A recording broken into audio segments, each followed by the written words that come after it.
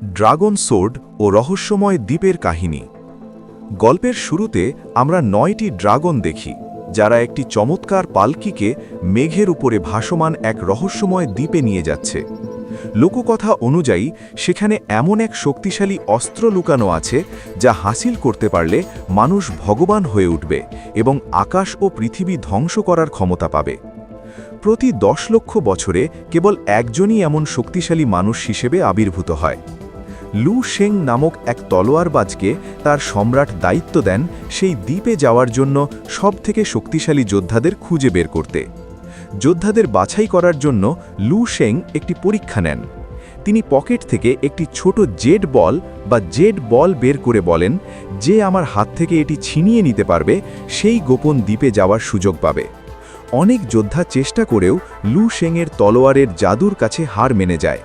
তখনই শু কং নামে এক চটপটে যোদ্ধা সামনে আসে। সে যখনই বলটি ধরতে যায়, বলটি উড়ে পাশের একটি গ্রামের দিকে চলে যায়। সব যোদ্ধা বলটির পিছু নেয়। শু কং যখন বলটি প্রায় ধরে ফেলেছিল, তখন সে দেখে একটি গরুর গাড়ি এক নিষ্পাপ শিশুকে পিষে দিতে যাচ্ছে। বলের মায়া ত্যাগ করে সে শিশুটিকে বাঁচাতে ঝাঁপিয়ে পড়ে।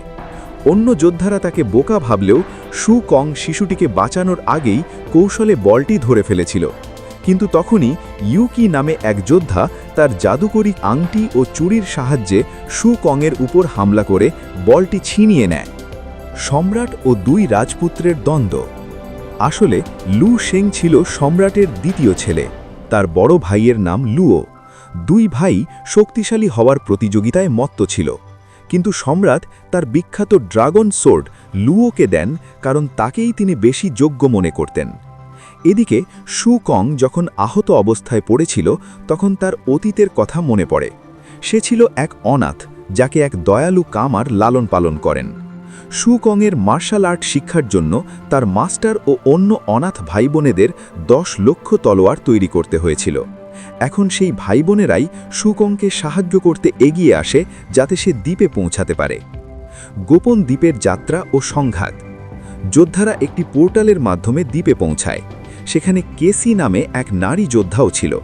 শু কং তার ভাই বোনেদের সাহায্যে গোপনে শহরে ঢুকে পোর্টালে পৌঁছায়, কিন্তু দ্বীপে পৌঁছে তারা দেখে চারদিকে শুধু লাশ। অস্ত্র পাওয়ার লোভে যোদ্ধারা নিজেদের মধ্যে মারামারি শুরু করে দিয়েছিল এবং লুও সবাইকে মেরে ফেলেছিল।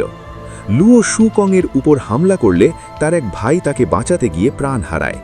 সেখানে লু শেং এসে শু কংকে বাঁচায় এবং নিজের ভাই লুওর সাথে যুদ্ধ শুরু করে। লু শেং তার ভাইকে হারিয়ে ড্রাগন সোর্ডটি ছিনিয়ে নেয়। অন্যদিকে শু কং তার ভাইয়ের মৃত্যুতে ভেঙে পড়ে। তার বোন শোশো তাদের মাস্টারের দেওয়া একটি সবুজ ছুরি দেয়। সেই ছুরিটি ছিল উল্কাপিণ্ড দিয়ে তৈরি, যা শু কংকে ভবিষ্যতের এক ভয়ঙ্কর দৃশ্য দেখায়, যেখানে পৃথিবী ধ্বংস হয়ে যাচ্ছে। শোশো তাকে বোঝায় যে এই অস্ত্র ভুল হাতে পড়লে সর্বনাশ হবে। দানবের সাথে যুদ্ধ। গুহার ভেতর তারা কেসিকে পাথরে পরিণত হতে দেখে চমকে যায়। হঠাৎ বাইরে তুষারপাত শুরু হয় এবং এক বিশাল রাক্ষস তাদের আক্রমণ করে।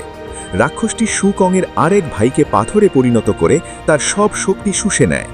অনেক কষ্টের পর শু কং তার সব শক্তি দিয়ে সেই রাক্ষসটিকে মেরে ফেলে এবং রাক্ষসটির শক্তি শু কংয়ের শরীরে চলে আসে। এরপর কেসি এবং শু কং একসাথে কাজ করতে রাজি হয়। তারা একটি গোপন ঘরে পৌঁছায়, যেখানে ফাঁদে পড়ে কেসির এক রক্ষী মারা যায়। শু কং তার বুদ্ধিতে সবাইকে বাঁচায়। শোশো তার সবুজ ঝুড়িটি চিরতরে শু কংকে দিয়ে দেয়। ডিমন্ড কিংয়ের আবির্ভাব। শেষ দরজার সামনে লু শেং এসে হাজির হয়। সে জানায় দরজা খুলতে 3টি প্রাণের বলিদান প্রয়োজন। সে শু কংয়ের শেষ ভাইটিকেও মেরে ফেলে এবং শেষে শু কংকেও হত্যা করে। দরজা খুলে যায়। লু শেং ভেতরে গিয়ে সেই রহস্যময় মুখোশটি পরে, কিন্তু আসলে সেটি কোনো সাধারণ অস্ত্র ছিল না, বরং ডিমন্ড কিংয়ের একটি ফাঁদ ছিল। লু শেংয়ের শরীরে ডিমন্ড কিং ভর করে এবং সে পুনর্জীবিত হয়। শু কংয়ের পুনর্জন্ম ও চূড়ান্ত যুদ্ধ। কেসি তার নিজের জীবন উৎসর্গ করে শু কংকে আবার বাঁচিয়ে তোলে। মৃত্যুর পরের এক রহস্যময় জগতে শু কংয়ের দেখা হয় এক ব্যক্তির সাথে, যে আসলে ভবিষ্যতের শু কং। সে তাকে বলে যে 1000 বছর পর শু কং একজন ভগবান হবে এবং এখন তাকেই পৃথিবীকে বাঁচাতে হবে। শুকং জেগে উঠে এক মহাজাগতিক শক্তি পায়। সে দ্বীপে ফিরে গিয়ে সব রাক্ষসদের নিধন করে। ডিমন্ড কিংয়ের সাথে তার এক মহাপ্রলয়ঙ্কর যুদ্ধ শুরু হয়। যুদ্ধের এক পর্যায়ে শুকং ডিমন্ড কিংকে 1000 বছর পরের ভবিষ্যতে পাঠিয়ে দেয়। সেখানে শুকং যখন পূর্ণ শক্তিতে ভগবান হয়ে উঠেছে, সে কেবল তুড়ি মেরেই ডিমন্ড কিংকে ছাইয়ে পরিণত করে এবং পৃথিবীকে রক্ষা করে। আমি কি এই গল্পের কোনো বিশেষ অংশ নিয়ে আরও বিস্তারিত লিখব বা অন্য কোনো মুভির গল্প বলবো?